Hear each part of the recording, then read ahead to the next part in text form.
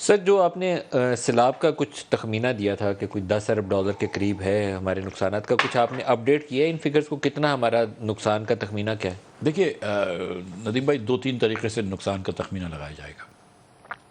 ایک تو اگر ہم یہ سوچ رہے ہیں کہ ہماری 3% جی ڈی پی کی گروتھ کم ہو جاتی ہے، 5% کی جگہ 2 ہوتی ہے یا 5 کی جگہ 3 ہوتی ہے پلس سے، 3 تو مشکل ہو جائے گی سر، چلے 5 کی 2.5 جگہ، کر لی تو بڑی چلے بات 5 کی ہے، جگہ اگر فصلیں تو ساری نکل گئی ہیں اگر آپ کی۔ 5 کی جگہ 2 ہو گئی تو $9 بلین تو میری انکم سے ہی نکل گیا نا اگلے صحیح۔ سال، ٹھیک ہے؟ تو 9 بلین تو یہ تو without counting any wealth lost, any asset loss, 9 billion تو میری انکم سے نکل گیا۔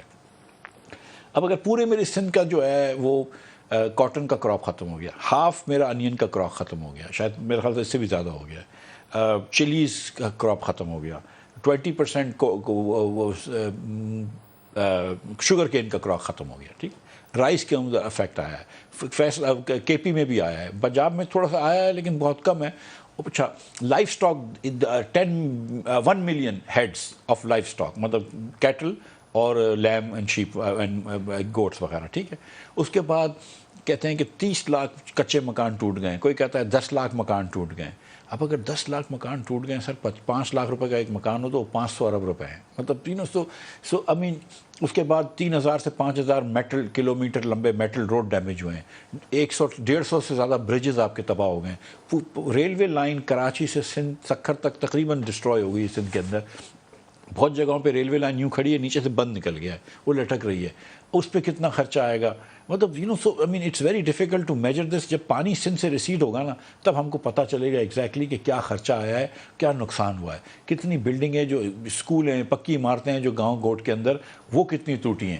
تو یہ تخمینہ لگانے میں کم از کم 2-3 مہینے اور 2-3 ہفتے اور لگیں گے، شاید زیادہ لگ جائے، لیکن امیجیٹ ریلیف جو خرچہ ہو رہا ہے، لیکن $350 ملین یا 70 ارب روپیہ تو ہم نے اب آج وزیر اعظم صاحب نے اناؤنس کیا ہے، جو صرف ہم 25-25 ہزار روپے فیملی کو دے رہے ہیں، لاکھوں کروڑوں اربوں روپے کی فوڈ ریشنز دیے گئے ہیں، کم از کم 10 ارب روپے کے تو صرف تمبو ٹینٹس جو ہے وہ وفاقی حکومت خرید رہی ہے، صوبے کی حکومتیں الگ خرید رہی ہیں۔ تو مطلب اس کا مطلب سیریسلی میں سمجھتا ہوں 400 ارب روپیہ تو کم از کم جو ہے وہ ریلیف میں خرچ ہو جائے گا، صوبوں کا اور وفاق کا ملا کر۔ اور ابھی تک آپ کو باہر سے کتنی کوئی ڈونرز ریلیف وغیرہ کتنا ملا؟ سر جو ٹوٹل اسسٹنس آئی ہے وہ اب تک میرے خیال سے 500-600 ملین کا کمٹمنٹ ہو گیا ہے، $500-600 ملین کا؟ جی ڈیلی، اس میں سے 350 ملین 370 تو ورلڈ بینک کے ہیں، لیکن یہ ری پرپس ہوئے ہیں۔ کچھ ویسے جو تھے وہ کلائمیٹ چینج وزارت کو دینے لگے تھے، وہ انہوں نے کہا کلائمیٹ چینج کو ہم بعد میں دیکھ لیں گے، لیکن پہلے ہم نے یہ بسپ کی طرف دے دیے ہیں، تو وہ کچھ تو ہم کو امیجیٹلی ری پرپس کر دیے ہیں۔